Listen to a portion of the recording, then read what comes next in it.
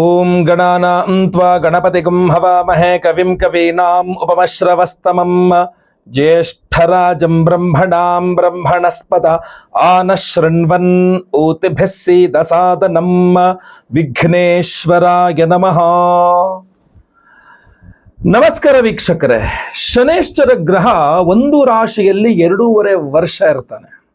ಗುರು ಗ್ರಹ 1 ವರ್ಷಗಳ ಕಾಲ ಇರ್ತಾನೆ. ಅಂದ್ರೆ ಒಂದೊಂದು ರಾಶಿಯಿಂದ ಇನ್ನೊಂದು ರಾಶಿಗೆ ಹೋಗ್ಲಿಕ್ಕೆ ಗುರುಕ್ಕೆ 1 ವರ್ಷ ಬೇಕು, ಶನಿಗೆ 2.5 ವರ್ಷ ಬೇಕು. ಇನ್ನು ರಾಹು ಕೇತುಗಳಿಗೆ 18 ತಿಂಗಳು ಅಂದ್ರೆ 1.5 ವರ್ಷ ಬೇಕು. ಶನಿಗೆ 2.5 ವರ್ಷ, ಗುರುವಿಗೆ 1 ವರ್ಷ, ರಾಹು ಕೇತುಗಳಿಗೆ 1.5 ವರ್ಷ. ಒಂದು ರಾಶಿಯಲ್ಲಿ ಸುದೀರ್ಘವಾಗಿ ಅಂದ್ರೆ 2.5 ವರ್ಷಗಳ ಕಾಲ ಇರ್ತಕ್ಕಂಥದ್ದು ಶನಿ ಆದ್ರೆ, 1 ವರ್ಷಕ್ಕೆ ಒಮ್ಮೆ ತನ್ನ ರಾಶಿಯನ್ನು ಬದಲಿಸ್ತಕ್ಕಂಥದ್ದು ಗುರು ಆದ್ರೆ, 1.5 ವರ್ಷಕ್ಕೊಮ್ಮೆ ಬದಲಾಗತಕ್ಕಂಥದ್ದು ರಾಹುಕೇತುಗಳು. 2025ನೇ ಇಸ್ವಿಗೆ ವಿಶೇಷತೆ ಏನಪ್ಪಾ ಅಂತಂದ್ರೆ, ಈ 3 ಅಂದ್ರೆ ಇಷ್ಟು ದೀರ್ಘಕಾಲಿಕವಾಗಿ ತನ್ನ ರಾಶಿಯನ್ನು ಬದಲಾಯಿಸುವ ಈ 4 ಗ್ರಹಗಳು ಸಹ, ಈ 3 ಚಲನೆಗಳು 4 ಗ್ರಹಗಳು ಸಹ ಮೇ ತಿಂಗಳು, ಏಪ್ರಿಲ್ ಎಂಡ್ ಮೇ ತಿಂಗಳಲ್ಲೇ ಆಗ್ತಾ ಇರ್ತಕ್ಕಂಥದ್ದು. ಈಗ ಏಪ್ರಿಲ್ ಕೊನೆಯ ವಾರ, ಏಪ್ರಿಲ್ 28ನೇ ತಾರೀಕು ನಮಗೆ ಶನೇಶ್ವರನ ಸಂಚಾರ ಆಯಿತು ಮೀನ ರಾಶಿಗೆ. ಅದೇ ರೀತಿಯಲ್ಲಿ ಗುರುಗ್ರಹದ ಸಂಚಾರ ಮೇ 14ನೇ ತಾರೀಕು ಆಗೋಯಿತು. ಈಗ ಮೇ 18ನೇ ತಾರೀಕು ಪೂರ್ವಭಾದ್ರಾ ನಕ್ಷತ್ರ 4ನೇ ಪಾದ ಮೀನ ರಾಶಿಯಿಂದ ಪೂರ್ವಭಾದ್ರಾ ನಕ್ಷತ್ರ 3ನೇ ಪಾದ ಕುಂಭ ರಾಶಿಗೆ ರಾಹುಗ್ರಹದ ಸಂಚಾರ ಆದ್ರೆ, ಉತ್ತರ ಫಲ್ಗುಣಿ ನಕ್ಷತ್ರ 2ನೇ ಪಾದ ಕನ್ಯಾ ರಾಶಿಯಿಂದ ಉಲ್ಟಾ ಉತ್ತರ ಫಲ್ಗುಣಿ ನಕ್ಷತ್ರ 1ನೇ ಪಾದ ಸಿಂಹ ರಾಶಿಗೆ ಕೇತು ಸಂಚಾರ. ರಾಹು ಕೇತುಗಳು ಉಲ್ಟಾ ಚಲನೆ ಆಂಟಿ ಕ್ಲಾಕ್ ವೈಸ್ ಉಲ್ಟಾ ಚಲನೆ ಆಗ್ತಕ್ಕಂಥದ್ದು. ಎಲ್ಲದೂ ಸಹ ಪ್ರದಕ್ಷಿಣಾಕಾರವಾಗಿ ಎಲ್ಲ ಗ್ರಹಗಳು ತಿರುಗಿದ್ರೆ, ರಾಹು ಕೇತುಗಳು ಅಪ್ರದಕ್ಷಿಣಾಕಾರವಾಗಿ ತಿರುಗುತ್ತದಂತೆ. ಸೊ ಹೀಗೆ ಈ ರಾಹುಕೇತು ಗ್ರಹಗಳು 18 ತಿಂಗಳುಗಳ ನಂತರ ತನ್ನ ಉಲ್ಟಾ ಸಂಚಾರವಾದಂತಹ ಕನ್ಯಾ ರಾಶಿಯಿಂದ ಸಿಂಹ ರಾಶಿಗೆ ಕೇತು ಗ್ರಹ ಹಾಗೂ ಮೀನ ರಾಶಿಯಿಂದ ಕುಂಭ ರಾಶಿಗೆ ರಾಹುಗ್ರಹ ಸಂಚಾರ ಆಗ್ತಾ ಇದೆ. ಸೊ ಹೀಗಿರುವಾಗ ನಿಮಗೆ ಅಂದರೆ ಮೇಷರಾಶಿಯವರಿಗೆ ಈ ಒಂದು ರಾಹುಕೇತುಗಳ ಸಂಚಾರದಿಂದಾಗಿ ಆಗುವಂತಹ ವಿಶೇಷ ಪ್ರಭಾವಗಳೇನು ಅನ್ನುವಂಥದ್ದನ್ನ ಈ ವಿಡಿಯೋದಲ್ಲಿ ನಾನು ತಿಳಿಸಲಿದ್ದೇನೆ. ಈ ವಿಡಿಯೋ ಪ್ರತಿಯೊಬ್ಬ ಮೇಷರಾಶಿಯವರಿಗೆ ರೀಚ್ ಆಗೋತ್ರ ದಯವಿಟ್ಟು ವಾಟ್ಸಪ್, ಫೇಸ್ಬುಕ್, ಮೆಸೆಂಜರ್, ಟೆಲಿಗ್ರಾಮ್ ಎಲ್ಲ ಕಡೆ ಸಾಮಾಜಿಕ ಜಾಲತಾಣಗಳಲ್ಲಿ ಈ ವಿಡಿಯೋನ ಶೇರ್ ಮಾಡ್ಲಿಕ್ಕೆ ಮರಿಬೇಡಿ. ಪ್ರತಿಯೊಬ್ಬ ಮೇಷರಾಶಿಯವರಿಗೆ ವಿಡಿಯೋ ರೀಚ್ ಆಗಲಿ. ನೀವಿನ್ನು ಸಬ್ಸ್ಕ್ರೈಬ್ ಮಾಡ್ಕೊಳ್ಳಿಲ್ಲ ಅಂದ್ರೆ ದಯವಿಟ್ಟು ಕೆಳಗಡೆ ಸಬ್ಸ್ಕ್ರೈಬ್ ಅಂತ ಬರುತ್ತೆ, ಸಬ್ಸ್ಕ್ರೈಬ್ ಮಾಡಿಕೊಂಡು ಬೆಲ್ ಬಟನ್ ಒತ್ಕೊಂಡು ಆಲ್ ಅಂತ ಮಾಡ್ಲಿಕ್ಕೆ ದಯವಿಟ್ಟು ಮರಿಬೇಡಿ. ಫೇಸ್ಬುಕ್ ಅಲ್ಲಿ ನಮ್ಮ ವಿಡಿಯೋ ನೋಡ್ತಾ ಇದ್ದೀರಾ, ನಮ್ಮ ಪೇಜ್ ಅನ್ನ ಫಾಲೋ ಮಾಡ್ಲಿಕ್ಕೆ ದಯವಿಟ್ಟು ಮರಿಬೇಡಿ. ಮೊನ್ನೆ ತಾನೇ ಒಳ್ಳೇದಾಗುತ್ತೆ ಅಂದ್ರಲ್ಲ ಒಳ್ಳೆ ಆಗ್ಲೇನೋ ನೆಗೆಟಿವ್ ಹೇಳ್ತಾ ಇದ್ದೀರಾ ಅಂತಲೋ, ಅಥವಾ ಮೊನ್ನೆ ತಾನೇ ನೆಗೆಟಿವ್ ಹೇಳ್ತಾ ಇದ್ರೆ ಮತ್ತೆ ಇದೊಂದು ಹೊಸ ನೆಗೆಟಿವ್ ಹೇಳ್ತಾ ಇದ್ದೀರಾ ಅಂತಲೋ ತಪ್ಪು ಅರ್ಥ ಮಾಡ್ಕೊಳ್ಬೇಡಿ. ವಿಡಿಯೋನ ಶನಿ ಸಂಚಾರದ ಪ್ರಭಾವಗಳ ವಿಡಿಯೋ ಬೇರೆ ಮಾಡಿರ್ತೀನಿ, ಗುರು ಸಂಚಾರದ ಪ್ರಭಾವದ ವಿಡಿಯೋಗಳು ಬೇರೆ ಮಾಡಿರ್ತೀನಿ. ಈ ವಿಡಿಯೋದಲ್ಲಿ ನಾನು ರಾಹುಕೇತುಗಳ ಸಂಚಾರದ ವಿಡಿಯೋನ ಅಂದ್ರೆ ಸಂಚಾರದ ಪ್ರಭಾವದ ವಿಚಾರಗಳನ್ನ ಈ ವಿಡಿಯೋದಲ್ಲಿ ನಾನು ತಿಳಿಸಲಿದ್ದೇನೆ. ರಾಹು ಗ್ರಹ ಲಾಭ ಸ್ಥಾನಕ್ಕೆ ಹೋಗ್ತಾನೆ. ಅಂದ್ರೆ ನಿಮ್ಮ ರಾಶಿಯಿಂದ 11ನೇ ರಾಶಿಗೆ ರಾಹು ಸಂಚಾರ ಆಗಲಿದೆ. ಹಾಗೂ ಕೇತು ಗ್ರಹ ನಿಮ್ಮ ರಾಶಿಯಿಂದ 5ನೇ ರಾಶಿ ಪಂಚಮಕ್ಕೆ ಕೇತು ಸಂಚಾರ ಆಗಲಿದೆ. ಸೊ ಪಂಚಮದ ಕೇತು ಅಂತಂದ್ರೆ ಮೇಷರಾಶಿಯವರಿಗೆ ಇನ್ನು 1.5 ವರ್ಷ ಅಂದ್ರೆ ಇನ್ನು 18 ತಿಂಗಳುಗಳ ಕಾಲ, ಮೇ 18ನೇ ತಾರೀಕಿಂದ ಆಚೆಗೆ 18 ತಿಂಗಳುಗಳ ಕಾಲ ಮೇಷರಾಶಿಯವರು ಕೈ ಹಾಕಿದ ಕೆಲಸಗಳಲ್ಲಿ ಸ್ವಲ್ಪ ವಿಘ್ನಗಳು ಜಾಸ್ತಿ. ಯಾಕೆ? ಕೇತು ಪಂಚಮಕ್ಕೆ ಬಂದ್ಬಿಟ್ಟಿರ್ತಾನೆ. ಕಿರಿಕಿರಿ, ಆಬ್ಸ್ಟ್ಯಾಕಲ್ಸ್ ಅಂತಾರೆ ಇಂಗ್ಲಿಷ್ ಅಲ್ಲಿ. ಆ ಕಿರಿಕಿರಿಯನ್ನು ಕೊಡ್ತಕ್ಕಂಥವ್ ಯಾರಪ್ಪ ಅಂತಂದ್ರೆ ಈ ಒಂದು ಕೇತು ಗ್ರಹನ ಆಗಿರ್ತಾನೆ. ಇನ್ನು 1.5 ವರ್ಷಗಳ ಕಾಲ ಮೇಷರಾಶಿಯವರು ಯಾವುದೇ ಕೆಲಸ ಕೈ ಹಾಕೋದ್ರು ಅದು ಅರ್ಧಂಬರ್ಧ ಆಗ್ತಕ್ಕಂಥದ್ದು. ಆ ಕೆಲಸ ಪೂರ್ಣ ಆಗ್ಲಿಕ್ಕೆ ತುಂಬಾ ವಿಘ್ನಗಳಾಗ್ತಕ್ಕಂಥದ್ದು. ಎಷ್ಟು ವಿಘ್ನ ಬರ ಈ ಕೆಲಸ ಮಾಡ್ಲಿಕ್ಕೆ ಅಂತ. ಸೊ ಆ ಥರ ಮಾಡ್ತಾಗ, ಯಾಕಂದ್ರೆ ಪಂಚಮದಲ್ಲಿ ಕೇತು ಗ್ರಹ ಬಂದಿರ್ತಾನೆ. ಅದೇ ರೀತಿಯಲ್ಲಿ ಪಂಚಮದ ಕೇತುವಿನಿಂದಾಗಿ ಸಂತಾನಾಪೇಕ್ಷೆ ಅಂದ್ರೆ ಮಕ್ಕಳಿಗೋಸ್ಕರ ಪ್ರಯತ್ನ ಮಾಡ್ತಾ ಇರತಕ್ಕಂಥ ಮೇಷರಾಶಿಯ ದಂಪತಿಗಳು, ಗಂಡ ಅಥವಾ ಹೆಂಡತಿ ಯಾರೇ ಆಗಿದ್ರು ಕೂಡ ಸ್ವಲ್ಪ ವಿಘ್ನಗಳು ಉಂಟಾಗತಕ್ಕಂಥ ಸಾಧ್ಯತೆಗಳು ಜಾಸ್ತಿ ಇರ್ತದೆ. ಇಲ್ಲ ಆಲ್ರೆಡಿ ಮಕ್ಕಳು ಬೆಳೀತಾ ಇದ್ದಾರೆ ಅಂತಂದ್ರೆ ಮಕ್ಕಳಿಂದಾಗಿ ಕೆಲವಿಷ್ಟು ವಿಚಾರಗಳಲ್ಲಿ ಸ್ವಲ್ಪ ಬೇಸರಗಳಾಗ್ತವೆ. ಏನೋ ಮಗ ಏನೋ ಮಾಡ್ದ ಬೇಸರ ಆಯಿತು, ಮಗಳೇನೋ ಹೇಳಿದ್ಲು ಬೇಸರವಾಯಿತು ಅನ್ನೋ ಥರ. ಅಥವಾ ಮಕ್ಕಳು ದೊಡ್ಡಾದರೂ ಅಷ್ಟೇ, ಆ ಮಕ್ಕಳ ವಿಚಾರವಾಗಿ ಒಂದಿಷ್ಟು ಸ್ವಲ್ಪ ಬೇಸರಗಳು, ಕಿರಿಕಿರಿ, ಮಗ ಏನೇನೋ ಮಾಡ್ತಾರೆ, ತುಂಬ ಕಿರಿಕಿರಿ ಕೊಡ್ತಾ ಇದ್ದಾನೆ, ಮಗಳು ತುಂಬ ಕಿರಿಕಿರಿ ಕೊಡ್ತಾ ಇದ್ದಾನೆ ಗುರುಗಳೇ ಅಂತ ಮೇಷರಾಶಿಯವರು. ಯಾಕೆಂದರೆ ಪಂಚಮಕ್ಕೆ ಕೇತು ಸಂಚಾರ ಆಗ್ತಕ್ಕಂಥದ್ದು. ಇನ್ನು ಲಾಭದಲ್ಲಿ ರಾಹು ಇರ್ತಾನೆ ಅಂದರೆ ಯಾವುದೇ ಗ್ರಹ ಆಗಲಿ 11ನೇ ಮನೆಯಲ್ಲಿ ಶುಭ ಫಲಗಳನ್ನೇ ಕೊಡಬೇಕು ಅನ್ನುವಂಥದ್ದು ಒಂದು ವಾಕ್ಯ ಇದೆ. ಸೊ ಆ ದೃಷ್ಟಿಕೋನದಲ್ಲಿ ನೋಡಿದ್ರೆ ತುಂಬ ಪಾಸಿಟಿವ್ ಆಗುತ್ತೆ ಅದು. ಲಾಭದಲ್ಲಿ ರಾಹು ಅಂದರೆ ಲಾಭದಲ್ಲಿ ಯಾವುದೇ ಗ್ರಹ ಬಂದ್ರೂ ಒಳ್ಳೆಯದೇ ಅನ್ನೋ ಥರ. ಅದು ಶನಿವತ್ ರಾಹು, ಶನಿಯ ಮನೆ ಆಗಿರುತ್ತೆ ಕುಂಭರಾಶಿ. ಸೊ ಶನಿಯ ಮನೆ ಅಂದರೆ ಸ್ವಂತ ಮನೆಗೆ ಹೆಚ್ಚು ಕಡಿಮೆ ಬಂದ ಒಂದು ಪ್ರಭಾವವನ್ನು ರಾಹು ಕೊಡಬೇಕಾಗ್ತದೆ ಲಾಭದಲ್ಲಿ. ಸೊ ಅದರಿಂದಾಗಿ ಒಂದಿಷ್ಟು ಒಳಿತನ್ನೇ ರಾಹು ಮಾಡಲಿದ್ದಾನೆ ಅಂತ ಒಂಥರ ಪಾಸಿಟಿವ್ನಲ್ಲಿ ನಾವು ತಗೋಬಹುದಾಗಿರ್ತದೆ. ಆದರೆ ಕೆಲವಿಷ್ಟು ವಿಚಾರಗಳು ಅಂದರೆ ರಾಹುವಿನ ಪ್ರಭಾವವನ್ನು ನೋಡಿದಾಗ, ರಾಹುವಿನ ಏನೋ ಅವನ ಗುಣ ಸ್ವಭಾವಗಳನ್ನು ನೋಡಿದಾಗ ಏನಾಗುತ್ತಪ್ಪ ಅಂದರೆ, ನಿಮ್ಮ ಪಾಲಿನ ಲಾಭ ಅಂತ ನೀವೇನು ತೆಗೆದುಕೊಳ್ಳಿಕ್ಕೆ ಹೋಗ್ತಿರಲ್ಲ, ಇದು ನನ್ನ ಪ್ರಾಫಿಟ್ ಅಪ್ಪ, ಇದಿಷ್ಟು ನನ್ನ ಭಾಗ, ಅಥವಾ ಇದಿಷ್ಟು ಕೆಲಸ ಮಾಡಿದ್ದೀನಿ, ಇದ್ರ ಪ್ರಾಫಿಟ್ ನಂಗೆ ಸಿಗಬೇಕು, ಇದಿಷ್ಟು ಕೆಲಸ ಮಾಡಿದ್ದೀನಿ, ಇದು ದುಡ್ಡು ಬರಬೇಕು ಅಂದರೆ ಆ ದುಡ್ಡೇ ಪ್ರಭಾವ ಏನೋ ಲಾಭವಾಗಿರುತ್ತೆ.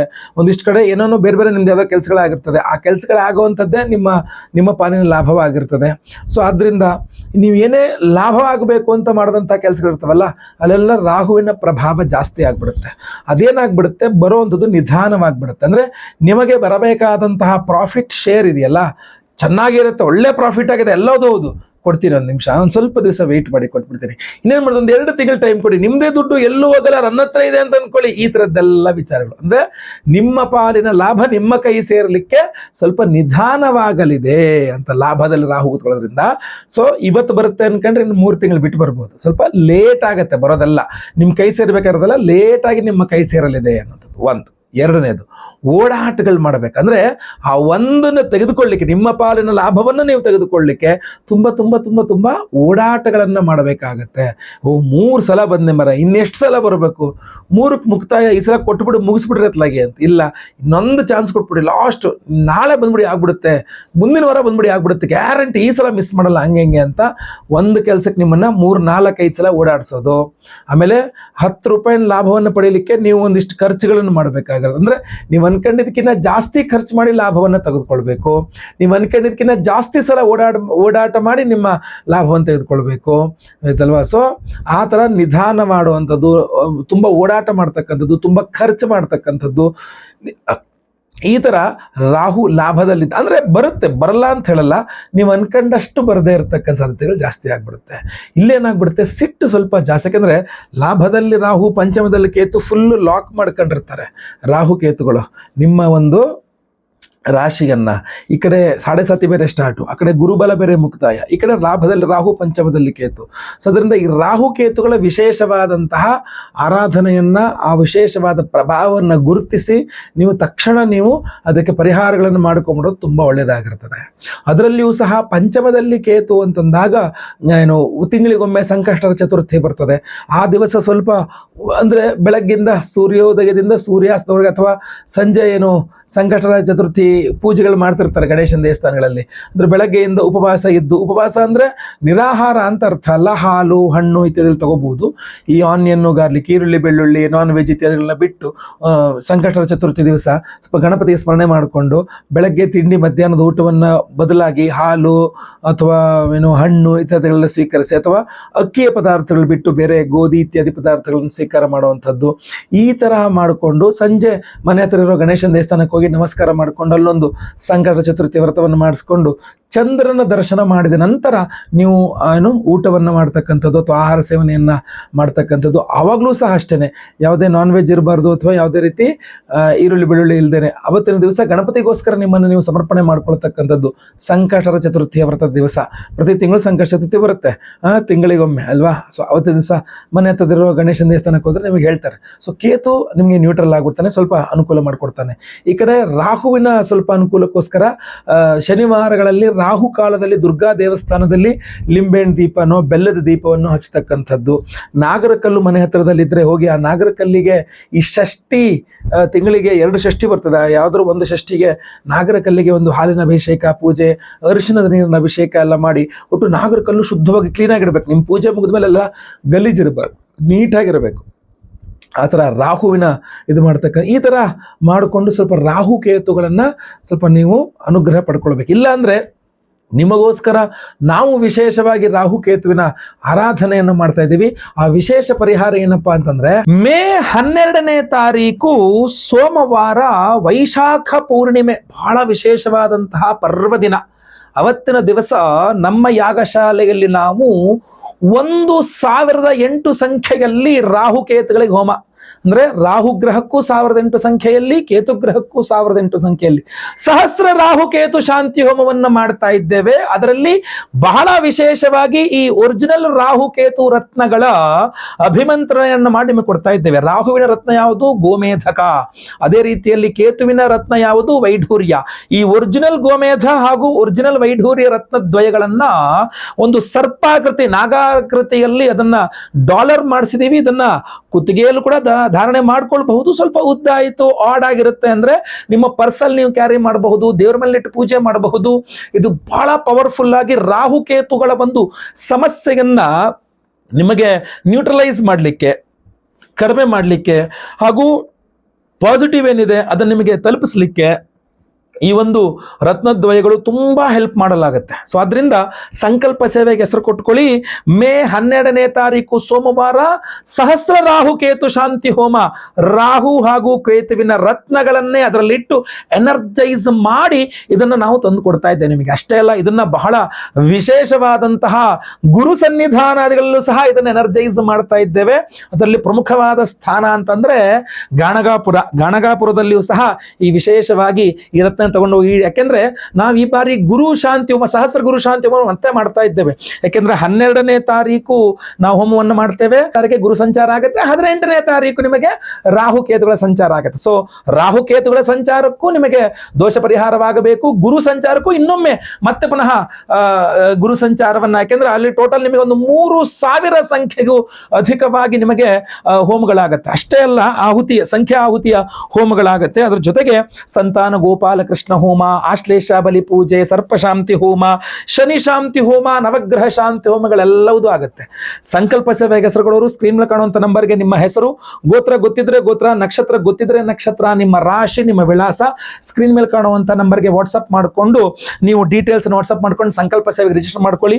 ಎಲ್ಲರ ಲೈವ್ ಅಲ್ಲಿ ನಿಮ್ಮ ಹೆಸರು ಸಂಕಲ್ಪ ಆಗುತ್ತೆ. ಅವತ್ತು ಮೇ 12ನೇ ತಾರೀಕು ಸೋಮವಾರ ಸ್ವತಃ ನಾನೇ ಲೈವ್ ಅಲ್ಲಿ ನಿಮ್ಮ ಹೆಸರು ಸಂಕಲ್ಪ ಮಾಡ್ತೇನೆ. ಎಲ್ಲಾ ಹೋಮಗಳು ಲೈವ್ ನೋಡ್ತೀರಾ.